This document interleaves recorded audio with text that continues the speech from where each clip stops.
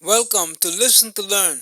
In this episode, we're going to quickly walk through the essentials of Identify and Access Management, or IAM, for the CompTIA Security Plus exam.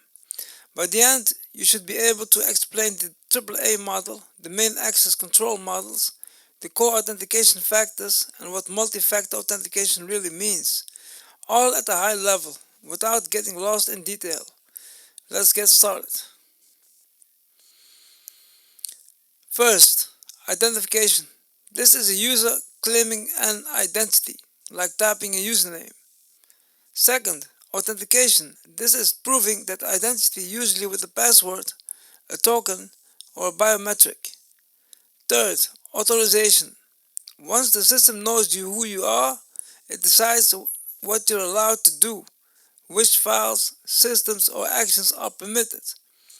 Fourth, accounting or auditing.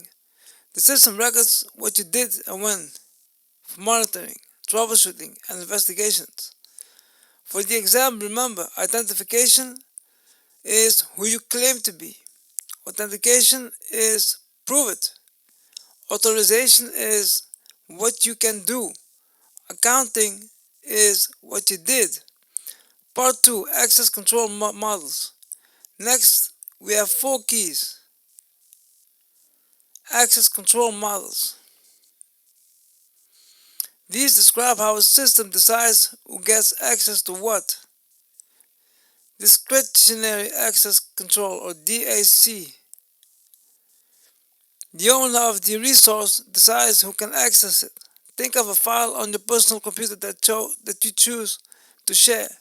Mandatory access control, or MAC. Access is controlled by a central policy, not by an individual user. Think of military classifications like confidential or top secret. Role-based access control, RBAC. Access is based on your job role.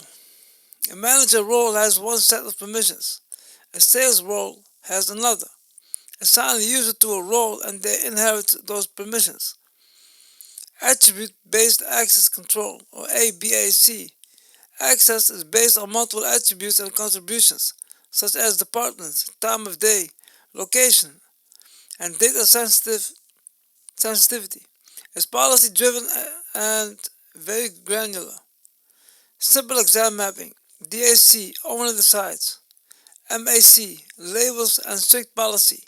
RBAC, job role. ABAC, attributes and conditions. Part 3, authentication factors. Authentication is about how you prove who you are. Security Plus groups these into factors. Something you know.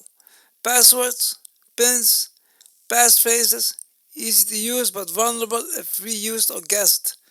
Something you have. Physical or digital objects like smart cards, hardware tokens, or authenticator apps on your phone. Something you are. Biometrics, fingerprint, face, iris, or voice. Something you do. Behavioral patterns, like how you type or sign your name. Somewhere you are, your location or network, such as being on the corporate network instead of a public one. You just need to remember the categories and a few examples for each. Part 4, Multi-Factor Authentication, MFA. Multi-factor authentication means using more than one factor from different categories. A common example is a password plus a code from an authenticator app. That's something you know plus something you have. 2 passwords is not MFA.